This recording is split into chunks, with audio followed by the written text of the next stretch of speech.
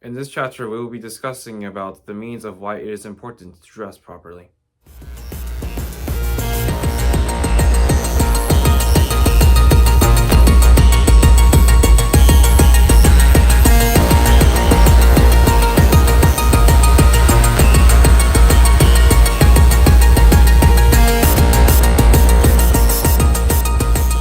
Daniel, what can you tell us about dressing properly on a hike? That is a very good question, Callan. So I'll give it to you like this. So whenever I prepare for the next mission, I treat it like as if this is a hiking trip. So one thing is for sure is refrain from wearing cotton. Instead, wear synthetic materials such as polyester or spandex. Because there's a saying, cotton kills.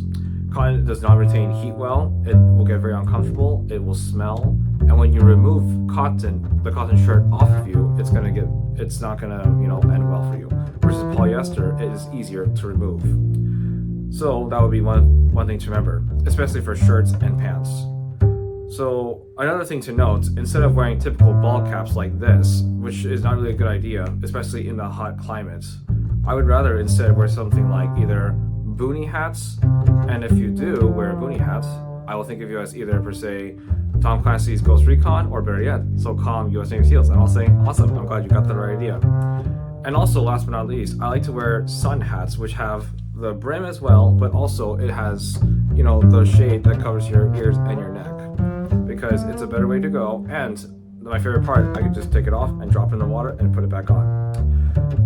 Most people do complain about with polyester shirts, saying, hey, it's not breathable or it's causing all that static friction. Well, guess what? The best way to make it breathable is using a cooling towel and then putting it back on afterwards. Once you have the cooling towel activated, then it'll be better. Also, as another note, I like to when I look at labels, I always try to see what is made of polyester, what is made of cotton, etc. And then I like to feel it, try the clothes on, and then decide if this is worth the investment or not, or better yet, what do I already have, and then go from there. I also like to separate out my clothes properly, such as what's to wear at the airport, what you wear to bed, what do you wear when you go out and about, and also what you wear when you are seeing, nice people and you want to dress nicely and looking the part. Overall, I just think of it as I am wearing clothes that I would wear when I go hiking, or better yet, the gym. Let's take a look at this one example of what I mean. Okay, so here's what you do. This right here is a polyester shirt. As you can see, this is moisture wicking layers. And this right here is a towel that you could also use as well. I would recommend dropping this in the water and just wring it and then just pair it with the shirt, and you'll always be cool and the shirt will become breathable. Versus this kind of shirt right here, as you can see, this is 90% cotton and 10% polyester.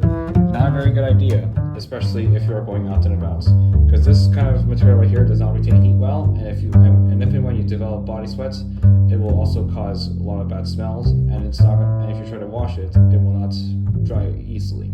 Versus this kind right here will dry much more quicker. Okay, so now that you are aware about why it's important to dress properly, I'll give you my own version so you can learn from what I do differently.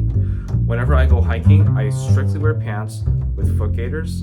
I also try to remember to bring a lightweight sweater or at least a long sleeve shirt. And I keep my shirts as sleeved. I don't wear sleeveless or tank tops. And also I wear trail shoes with socks, and to make sure it is the right appropriate socks. And last but not least, a shaded hat with a headband, in case if I do not want to wear a hat the whole time. Please tune in for our next chapter as we start to slowly dive deeper and deeper.